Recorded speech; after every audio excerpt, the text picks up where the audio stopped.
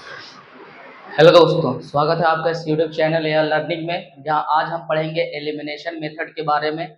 इससे पहले वाली वीडियो में मैंने जो भी बताया वो सब, जो पेयर ऑफ लीनियर इक्वेशंस जो मैंने सॉल्व किया वो सब सब्स्टिट्यूशन मेथड से था। आज जो हम pair of linear equation solve करेंगे वो एलिमिनेशन मेथड से सॉल्व करेंगे। सबसे पहले हम देखेंगे कि एलिमिनेशन मेथड से किस तरीके से लीनियर इक्वेशन को सॉल्व करते हैं, और उसके बाद आने वाली वीडियो में हम पढ़ेंगे कि वर्ड प्रॉब्लम को, शब्द वाले प्रश्नों को कैसे एलिमिनेशन मेथड से सॉल्व करते हैं। तो सबसे पहले हम कुछ एग्जांपल देखेंगे, उसके बाद हम समझेंगे एलिमिनेशन मेथड के बारे में। तो सबसे पहले ध्यान से देखना, यहाँ पे हमारे पास दो सवाल है, एक सवाल इधर है, एक सवाल ये है। अब इसको एलिमिनेशन मेथड से सॉल्व करना है, जिसको हम विलोपन विधि बोलते हैं। एनसीईआरटी में ये दूसरा मेथड है जिससे हम पेयर ऑफ लीनियर इक्वेशंस को सॉल्व करते हैं और वर्ड प्रॉब्लम को सॉल्व करते हैं। इसको बनाया कैसे जाता है, तो देखो, सबसे पहले जो मैंने सब्स्टिट्यूशन मेथड में बताया कि हम करते क्या थे कि जो हमारा सवाल दिया हुआ होता था उसको सबसे पहले हम देखते थे, पहचानते हैं कि जो हमारा सवाल दिया हुआ है वो एक लीनियर इक्वेशन है या नहीं है। तो यहाँ भी वही काम करेंगे कि जो सवाल दिया हुआ है उसको सबसे पहले हम पहचानेंगे, देखेंगे कि जिस फॉर्म में होना चाहिए उस फॉर्म में है या नहीं।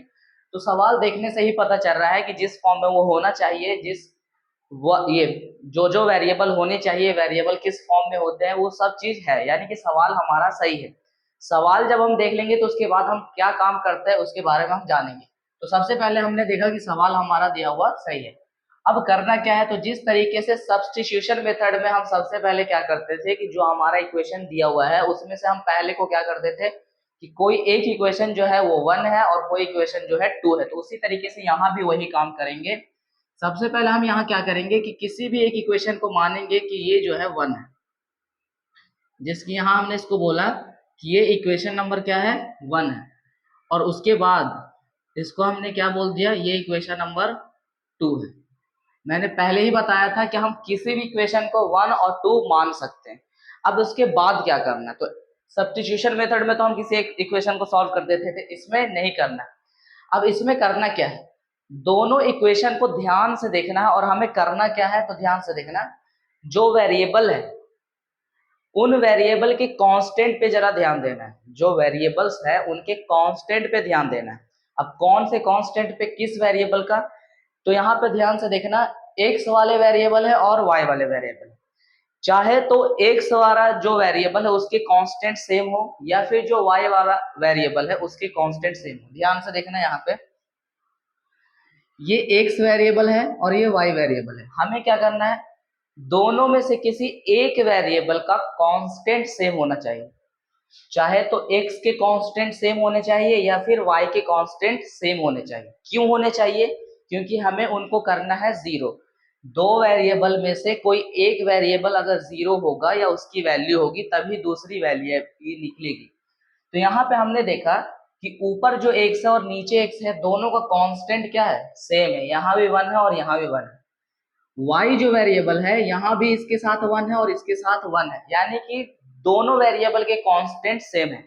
जब दोनों वेरिएबल का कांस्टेंट सेम हो तो भी कोई दिक्कत नहीं है, और अगर किसी एक वेरिएबल का कांस्टेंट सेम हो तो भी कोई दिक्कत नहीं है। तो यहाँ पे ध्यान से देखना, एक्स वाले दोनों का कांस्टेंट सेम है, यानी कि दोनों एक्स के साथ 1 है, और वाई वाला जो कांस्टेंट है वो दोनों सेम है।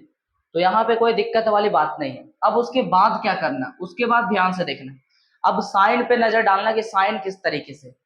तो जो x वाला वेरिएबल है वो दोनों प्लस में है, और जो y वाला वेरिएबल है वो एक है प्लस में और एक है माइनस में।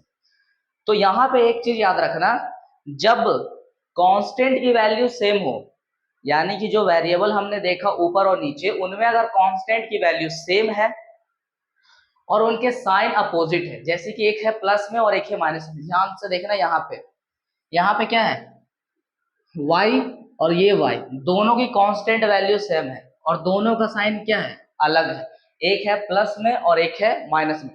तो यही एक हमें खोजना है, इस तरीके से हमें यही ढूंढना है कि कुछ इस तरीके से मिल जाए।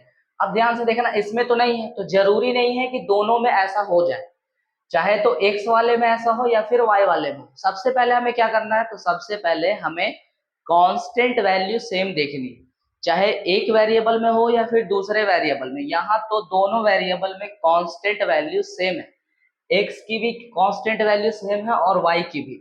अगर दोनों कांस्टेंट वैल्यू सेम है तो उससे कोई फर्क नहीं पड़ता है। लेकिन उसके बाद हमें क्या देखना है, किसी एक वेरिएबल का साइन अलग अलग होना चाहिए, चाहे तो एक प्लस में होना चाहिए या फिर माइनस में होना चाहिए। ध्यान से समझना इस चीज को, चाहे तो एक प्लस में हो या एक माइनस में हो, अगर दोनों का साइन सेम हो तो क्या करेंगे। अब यहाँ पे ध्यान से देखना, जब हमने देख लिया कि वेरिएबल्स की कांस्टेंट वैल्यू सेम है, किसी एक वेरिएबल की या फिर दोनों वेरिएबल की है तो कोई दिक्कत नहीं। उसके बाद हम देखेंगे कि जिस कांस्टेंट वैल्यू को हम सेम बता रहे हैं, यानी कि जिस वेरिएबल की कांस्टेंट वैल्यू, क्या उसका साइन अलग अलग है। तो हाँ, उसका साइन अलग अलग है, एक है प्लस में और एक है माइनस में। तब क्या करना, उस कंडीशन में हमेशा दोनों इक्वेशन को ऐड कर देना, दोनों इक्वेशन को ऐड कर देना।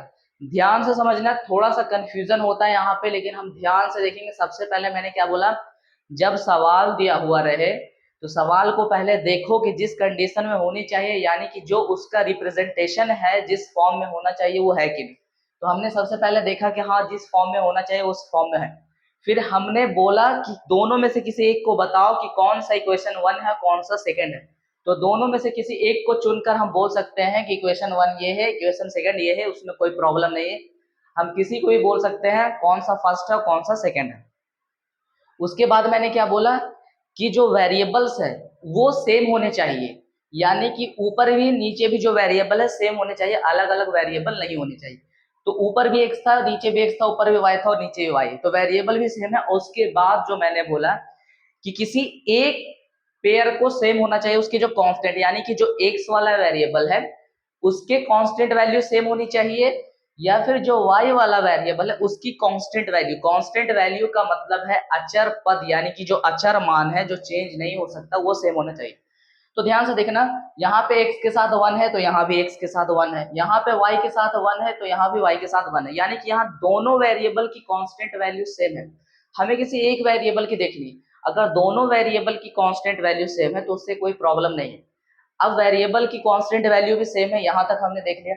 उसके बाद क्या करना है, उसके बाद देखना है कि जिस वेरिएबल की कांस्टेंट वैल्यू सेम है क्या उन दोनों का साइन अलग अलग है, यानी कि एक प्लस में है या एक माइनस में। अगर दोनों का साइन एक जैसा भी है तो क्या करेंगे, अगर साइन अलग अलग है तो क्या करेंगे।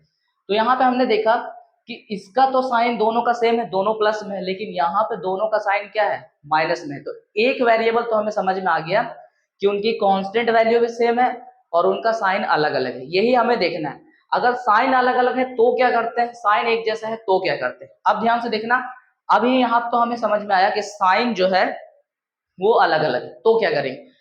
अब जब साइन अलग अलग हो तो क्या करना, दोनों इक्वेशन को ऐड कर देना, दोनों इक्वेशन को क्या करना, ऐड कर देना। ऐड कैसे करेंगे, तो सबसे पहले हम यहाँ पे लिखेंगे add the given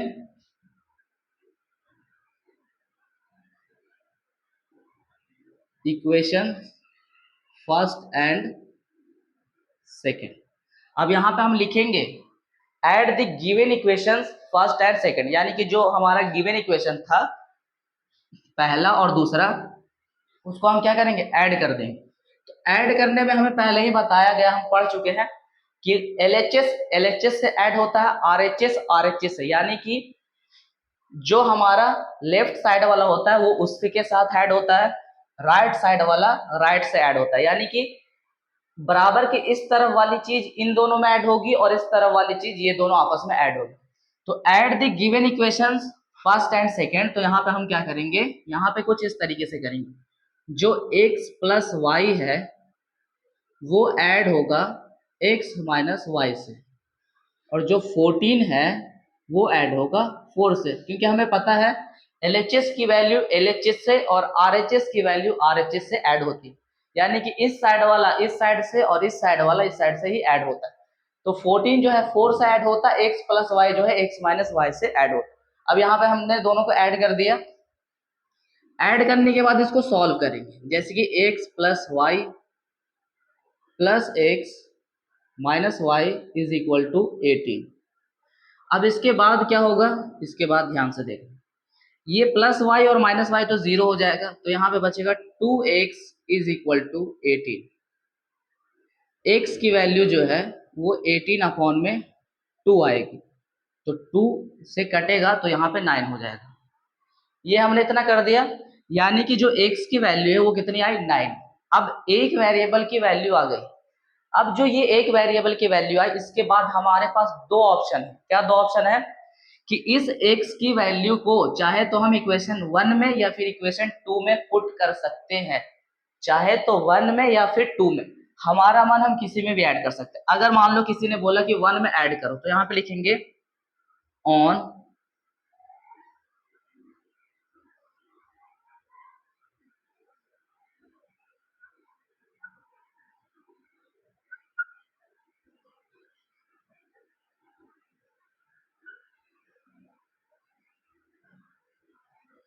on putting the value of x in equation 1, यानी कि जो x की वैल्यू आई है अब उसको हम किस में पुट कर रहे हैं, इक्वेशन नंबर फर्स्ट में। तो इक्वेशन नंबर फर्स्ट है क्या, सबसे पहले उसको लिखेंगे। तो ये इक्वेशन नंबर जो फर्स्ट है वो x plus y is equal to 14 है। अब यहाँ पे हमने देखा कि जो x की वैल्यू वो तो 9 आई है, प्लस y वैसे ही रहेगा और 14 वैसे ही रहेगा। अब यहाँ से अगर हम सॉल्व करेंगे तो y की वैल्यू जो है ये 14 माइनस 9 हो जाएगी, क्योंकि 9 इधर प्लस में उधर जाएगा तो माइनस में हो जाएगा। तो y की जो वैल्यू है वो आएगी 5। यहाँ पे जो हमारे पास दो वेरिएबल थे, दोनों वेरिएबल की वैल्यू सेम आई, सॉरी सेम नहीं, अलग अलग आई। तो यहाँ पे दोनों वेरिएबल की वैल्यू निकल चुकी है। अब हम लास्ट में बस ये लिख देंगे, हेंस क्या है, x is equal to 9 and y is equal to 5।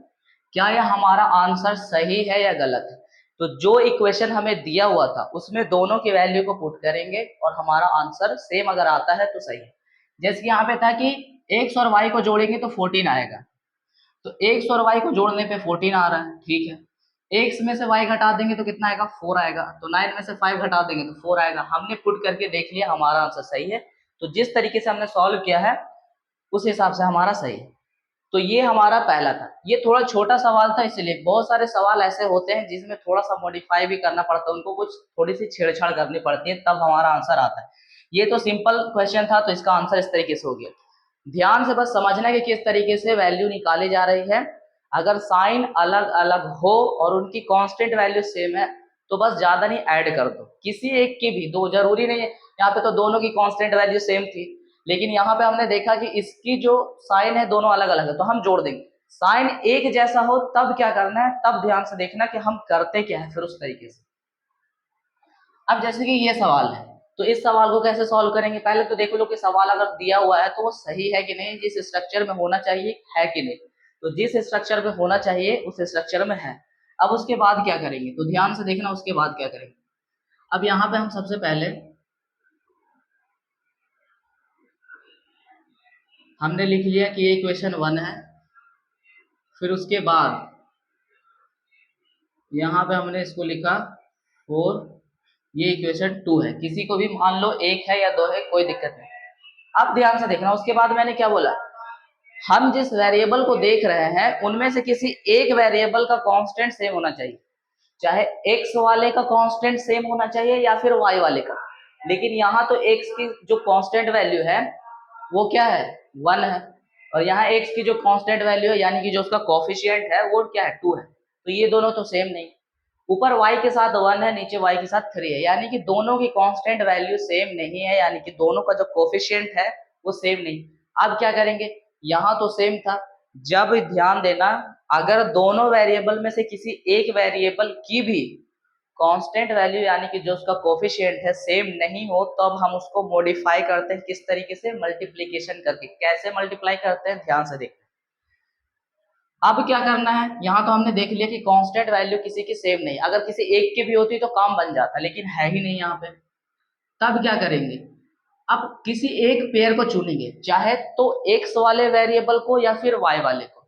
जैसे कि किसी ने क्या किया कि हमने सिलेक्ट किया एक्स वाला वेरिएबल, किसी ने बोला नहीं हम वाई वाला वेरिएबल। तुम किसी को भी सिलेक्ट करो, कोई मतलब नहीं। अगर कोई बोलता है नहीं हम तो वाई को ही सिलेक्ट करेंगे, यानी कि ऊपर वाई जो है और नीचे वाला वाई जो है उसकी कांस्टेंट वैल्यू से मल्टीप्लाई होगी। यानी कि ध्यान से देखना, ऊपर जो हमने सिलेक्ट किया, अब कोई सिलेक्ट कर सकता है x और 2x को, कोई सिलेक्ट कर सकता है y को और ये 3y को। साइन ऐड नहीं करना, साइन को हटा के। तो हमने सिलेक्ट किया y और 3y को, ठीक है। ऊपर y की कांस्टेंट वैल्यू क्या है, यानी कि उसकी कोफिशिएंट क्या है, तो 1 है। नीचे क्या है, तो नीचे उसकी कोफिशिएंट जो वैल्यू है वो 3 है। हम जो मल्टीप्लाई करते हैं उसी कोफिशिएंट वैल्यू से करते हैं, और वो भी क्रॉस, यानी कि ऊपर नीचे वैल्यू को पलट करके। ध्यान से देखना कैसे करते हैं। पहले जो हमें होना चाहिए था वो तो है नहीं, यानी कि जो हमारी वेरिएबल दी हुई है x वाली, उसका कोफिशिएंट यानी कि जो उसका ये कांस्टेंट वैल्यू है वो सेम नहीं है, ना तो x में ना तो y में। ऊपर 1 है तो नीचे 2 है, ऊपर 1 है तो नीचे 3, सेम नहीं है। अगर किसी एक का भी होता तो काम बन जाता। अब हम क्या करेंगे, तो मल्टीप्लाई का काम करेंगे। तो यहाँ पे मल्टीप्लाई का साइन देना, यहाँ पे मल्टीप्लाई का साइन देना। अब करना क्या है, तो ध्यान से देखना। अभी मैंने क्या बोला, किसी एक पेयर को सिलेक्ट करो, चाहे तो x वाले को या फिर y वाले को। किसी ने बोला है कि नहीं हम y वाले को सिलेक्ट करेंगे, तो ध्यान से देखना y का जो कांस्टेंट वैल्यू है, यानी कि जो इसका कोफिशिएंट है वो कितना है, 1 है। अब उस 1 को क्या करो, नीचे वाले को मल्टीप्लाई करो, यानी कि जो इक्वेशन 1 में हमने सिलेक्ट किया उसको 2 से मल्टीप्लाई करना, और जो 2 में सिलेक्ट करेंगे उसको 1 से। अब ऊपर तो 1 था तो हमने नीचे से मल्टीप्लाई कर दिया। इसके साथ क्या था, 3 था, तो हमने 3 को ऊपर मल्टीप्लाई किया, यानी कि ऊपर नीचे इक्वेशन 2 की जो कांस्टेंट वैल्यू थी जिसको हमने सिलेक्ट किया उसको 1 से मल्टीप्लाई किया, इक्वेशन नंबर 1 से। और जो इक्वेशन नंबर 1 में था उसको हमने यहाँ, अगर मान लो कि हम इसको सिलेक्ट करते तो 1 को हम इससे मल्टीप्लाई करते और 2 को हम ऊपर वाले से मल्टीप्लाई करते, यानी कि उल्टा करना है। जो पेयर हम सिलेक्ट करेंगे, लेकिन साइन यहाँ ऐड नहीं करना, साइन को हटा के, बिना साइन का। अब मल्टीप्लाई 3 देने का मतलब क्या है, कि जो हमारा इक्वेशन नंबर फर्स्ट है वो पूरा, उसकी जो पूरी जो टर्म्स है, टोटल टर्म्स है, वो 3 से मल्टीप्लाई होगी। इक्वेशन नंबर 2 जो है उसके टोटल टर्म किससे मल्टीप्लाई होंगे, 1 से मल्टीप्लाई होंगे। तो अब हम मल्टीप्लाई करेंगे, तो यहाँ हमने मल्टीप्लाई किया 3x plus 3y is equal to 15। 1 से मल्टीप्लाई करेंगे 2x minus 3y is equal to 4। यहाँ हमने मल्टीप्लाई कर दिया टोटल टर्म्स, यानी कि 3 से x भी होगा, y भी होगा, 5 भी होगा, 1 से 2x भी होगा, 3y भी होगा, 4 भी होगा। अब ये हमने मल्टीप्लाई कर दिया। अब जब हम मल्टीप्लाई करते हैं, और कब मल्टीप्लाई करते हैं ये मैंने बता दिया, जब कांस्टेंट वैल्यू सेम ना हो किसी वेरिएबल की तब। यहाँ पे देखना इस सवाल में दोनों वेरिएबल की कांस्टेंट वैल्यू सेम थी, तो यहाँ मल्टीप्लाई करने की जरूरत नहीं पड़ी। अगर किसी एक की भी होती तो काम बन जाता, लेकिन यहाँ किसी एक की भी नहीं, चाहे x वाले की भी होती तो भी हो जाता, अगर y वाले की होती तो भी हो जाता, लेकिन यहाँ नहीं है, इसलिए हमें मल्टीप्लाई करना पड़ा। और मल्टीप्लाई कैसे करना है, x वाला पेयर सिलेक्ट कर लो या y वाला। जब हम पेयर सिलेक्ट करेंगे तो उसकी जो कांस्टेंट वैल्यू है ऊपर नीचे मल्टीप्लाई, ऊपर 1 है तो 1 से नीचे, नीचे 3 था तो ऊपर, मतलब ऊपर नीचे मल्टीप्लाई होगा। अब उसके बाद क्या होगा, तो उसके बाद ध्यान से देखो, जो हमें चाहिए था क्या वो मिला। तो यहाँ पे x की जो कांस्टेंट वैल्यू 3 है, यहाँ पे 2 है, यानी कि ये फिर भी एक जैसा नहीं आया। यहाँ ध्यान से देखो y का कोफिशिएंट 3 है, y का कोफिशिएंट 3 है, यानी कि किसी एक पेयर का तो आ गया, यानी कि किसी एक वेरिएबल की जो कांस्टेंट वैल्यू है, जो कोफिशिएंट है वो सेम आ गया। और हमें वही चाहिए, चाहे तो एक की हो जाए या दोनों की हो जाए, उससे मतलब नहीं। तो यहाँ पे इसकी है। फिर क्या देखना है, साइन अलग अलग है, अगर साइन अलग अलग है तो हम ऐड कर देते हैं। तो यहाँ पे साइन भी अलग अलग है, यानी कि हम उसको क्या करेंगे, ऐड कर देंगे। तो ठीक है, यहाँ पे साइन भी क्या है, अलग अलग है। तो यहाँ पे साइन अलग अलग होने की वजह से अब हम क्या करेंगे, यहाँ पे लिखेंगे ऐड दी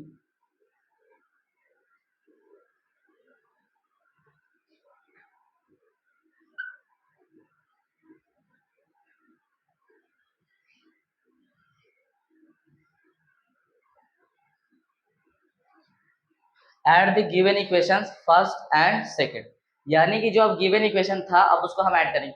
तो क्या ऊपर वाले को ऐड कर देंगे, नहीं। इसका मतलब क्या है कि जो हमने मॉडिफाई किया, जो हमने मल्टीप्लाई किया, उसको अब ऐड करना। तो करो, इधर वाला भाग इधर से, उधर वाला भाग उधर से, यानी कि इधर ये दोनों ऐड होंगे, इधर ये दोनों ऐड होंगे। तो यहाँ पे क्या होगा, 3x प्लस 3y ऐड होगा 2x माइनस 3y से, और जो 15 है वो ऐड होगा 4 से। अब यहाँ पे जब हम ऐड करेंगे, सॉल्व करेंगे, तो यहाँ पे 3x plus 3y minus 2x minus 3y is equal to 19 हो जाएगा, यहाँ पे प्लस होगा। अब यहाँ पे हमने देखा क्या कि 3y प्लस में है 3y माइनस में है, दोनों तो जीरो हो जाएगा।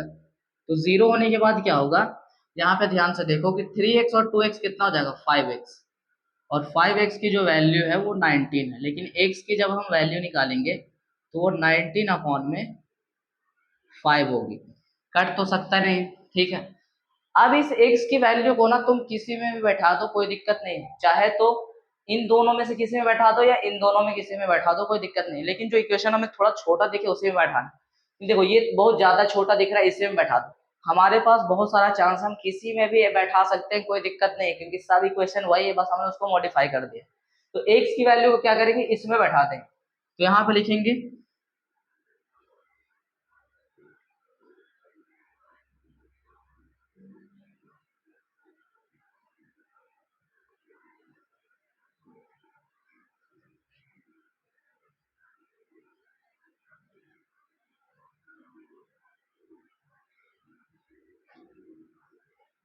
अब इक्वेशन फर्स्ट क्या है, तो इक्वेशन फर्स्ट ये भी है और ये भी है, कोई दिक्कत नहीं, किसी में बैठा देंगे। तो यहाँ पे x plus y is equal to क्या था 5 था। अब हम x की वैल्यू देखेंगे तो x की वैल्यू यहाँ पे हमारा है 19 अपॉन में 5 plus y is equal to 5।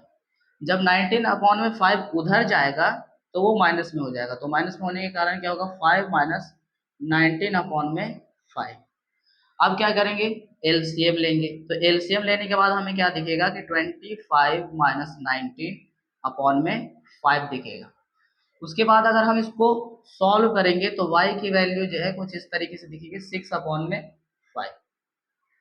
क्या यह हमारा आंसर सही है या गलत है, तो ध्यान से देखना, अगर x और y को जोड़ दो तो 5 आना चाहिए, तो x कितना है 19 अपॉन में 5 और y कितना है 6 अपॉन में 5, तो 19 अपॉन में 5 प्लस 6 अपॉन में 5 कितना आना चाहिए 5 आना चाहिए।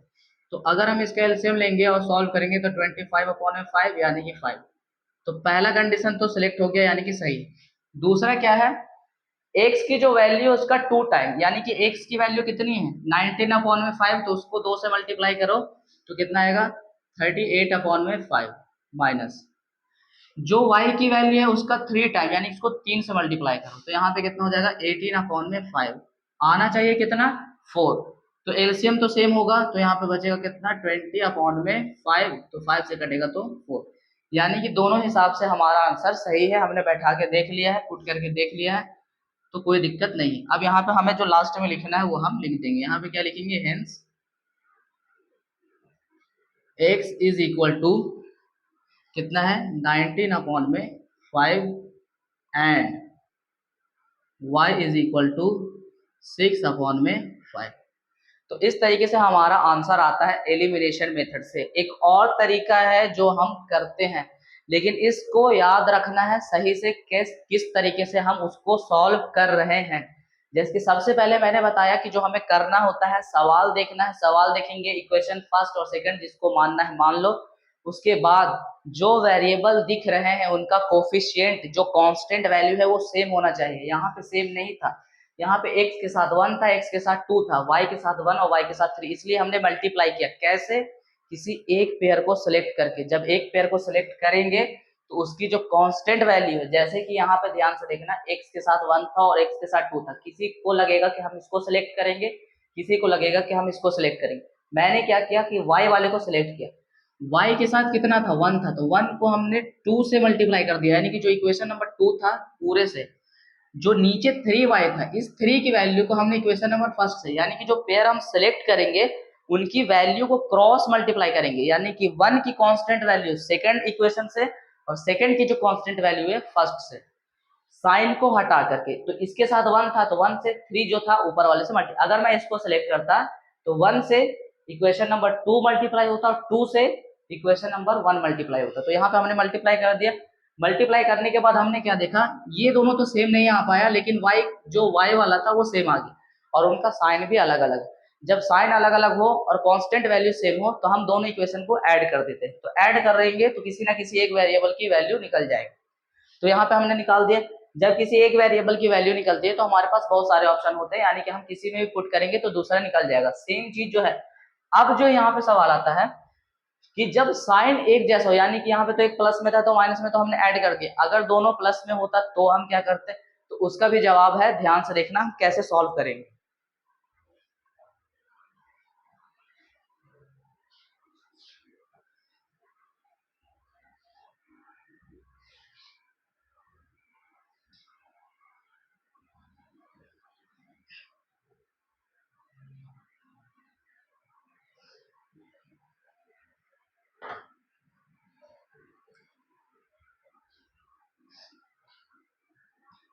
ये तीसरा हमारे पास सवाल है।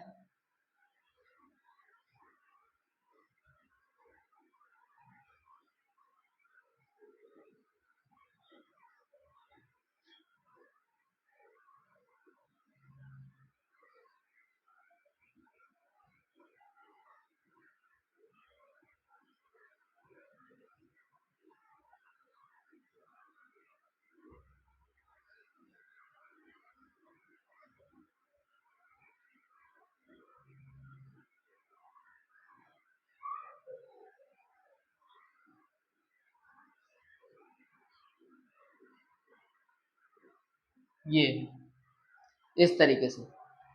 अब यहाँ पे क्या करना है, तो ध्यान से देखना आप करना क्या है। अब इसके बाद हम क्या करेंगे, यहाँ पे हमारा सवाल दिया हुआ है 2x plus 3y is equal to 5 and 4x plus 2y is equal to 30। दोनों को सॉल्व करना है कैसे, एलिमिनेशन मेथड से। क्या सवाल दिया हुआ सही है, जिस स्ट्रक्चर में होना चाहिए क्या है, तो हाँ जिस स्ट्रक्चर में होना चाहिए उसमें तो है। अब उसके बाद हम क्या करेंगे, तो ध्यान से देखना करना क्या है। अब हम इसको सॉल्व करेंगे, तो सबसे पहले जो हमारा काम है कि इसको लिखो और लिखने के बाद यहाँ पे बताओ कि कौन सा इक्वेशन फर्स्ट है कौन सा सेकंड है। तो इसको हमने फर्स्ट बोला और इसको हमने क्या बोला, ये सेकंड है, यहाँ पे ये सेकंड है, ये 30 है, इस तरीके से। ठीक है, अब ये तो हमने कर दिया। अब उसके बाद ध्यान से देखो हमें करना क्या था कि किसी एक वेरिएबल का कोफिशिएंट जो है सेम होना चाहिए। वहां पे ध्यान से देखना, यहाँ पे 2x है 4x है, बिल्कुल सेम नहीं है। 3y है 2y है, बिल्कुल सेम नहीं। तो करेंगे क्या, बिल्कुल इसकी तरह, अगर सेम ना हो तो मल्टीप्लाई करें। किसी एक को सिलेक्ट कर लो, चाहे तो 2x या 4x को या 3y को या 2y को। हमने पहला सेलेक्ट कर लिया हमारा मन, तो 2x और 4x को हमने सिलेक्ट किया, तो ये x के साथ जो 2 है उस 2 से इक्वेशन नंबर 2 मल्टीप्लाई होगा और 4 से इक्वेशन नंबर 1, क्योंकि ऊपर नीचे मल्टीप्लाई होता है जिसको हम सिलेक्ट करते हैं। अगर मैं इसको सिलेक्ट करता हूं तो 3y के पास जो 3 है वो 3 से इक्वेशन नंबर 2 और 2 से इक्वेशन नंबर फर्स्ट मल्टीप्लाई होगा, लेकिन मैंने सिलेक्ट किया कि इसको 2x को और 4x को। तो हमने करना क्या है, अभी यहाँ पे 4 से मल्टीप्लाई करना और यहाँ पे 2 से। अब हम मल्टीप्लाई करेंगे, तो मल्टीप्लाई करने के बाद हमने देखा क्या कि यहाँ पे 8x प्लस 12y बराबर 100 आया। नीचे हमने क्या देखा कि 8x plus 4y is equal to 60 आया। ये तो हो गया। अब जो हमें चाहिए था क्या मिला, तो हाँ मिल गया। 8x ऊपर भी 8x नीचे भी, कोई दिक्कत नहीं। y वाला सेम नहीं, उससे हमें कोई मतलब नहीं, बस एक वेरिएबल वाला कांस्टेंट वैल्यू सेम होना चाहिए, चाहे x वाला या y वाला, दोनों हो जाए तो कोई दिक्कत नहीं। लेकिन क्या इसका साइन अलग अलग है, नहीं है। जब साइन अलग अलग नहीं हो, यानी कि एक प्लस में और एक माइनस में, तब क्या करेंगे, यहाँ पे साइन एक जैसा नहीं था तो हमने दोनों इक्वेशन को ऐड कर दिया। अगर साइन एक जैसा यानी कि दोनों प्लस में या दोनों माइनस में, तब क्या करना, ध्यान से देखना। तब तुम क्या करना, इक्वेशन 1 में से 2 को घटा देना या 2 में से 1 को घटा देना, कोई दिक्कत नहीं। मैंने क्या बोला, ध्यान से सुनना। 1 में से 2 को घटा दो या 2 में से 1 को घटा दो, कोई भी दिक्कत नहीं है। अब कोई बोलेंगे कि 2 में से 1 को घटाओ या 1 में से 2 को घटाओ, बात बराबर है, थोड़ी ना बराबर होगा, लेकिन यहाँ जो है हमें वही करना है। तो हमारा मन चाहे तो 1 में से 2 को घटाओ या 2 में से 1 को घटाओ। किसी ने बोला नहीं सीधा सीधा करते हैं, 1 में से 2 को घटा दो, तो ठीक है। यहाँ पे क्या करेंगे, सबट्रैक्ट दी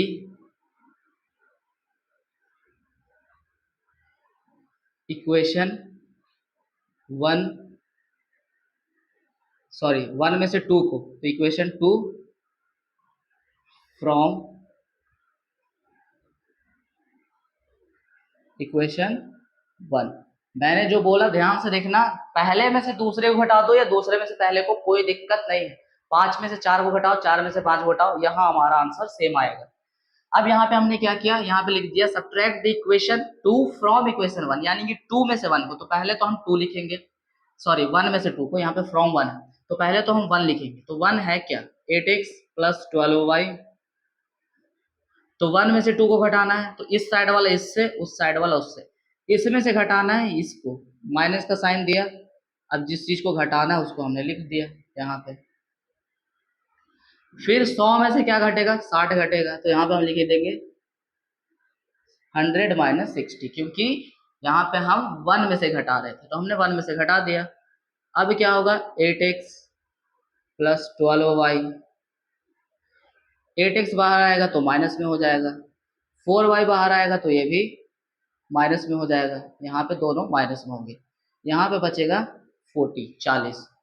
अब यहाँ पे ध्यान से देखना, 8x प्लस में था माइनस में था, दोनों का काम हो गया, यानी कि वो 0 हो गया।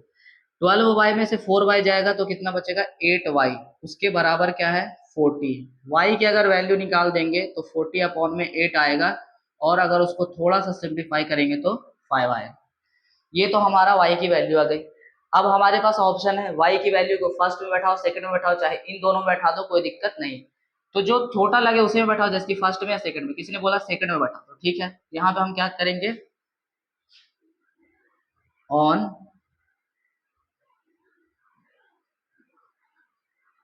Putting the value of y in equation second. अब ये इक्वेशन सेकंड है क्या, तो ध्यान से देखना, इक्वेशन सेकंड क्या है, 4x plus 2y is equal to 30। ये है, y की वैल्यू आई है, x की वैल्यू नहीं आई है, तो 4x तो वैसे ही रहेगा।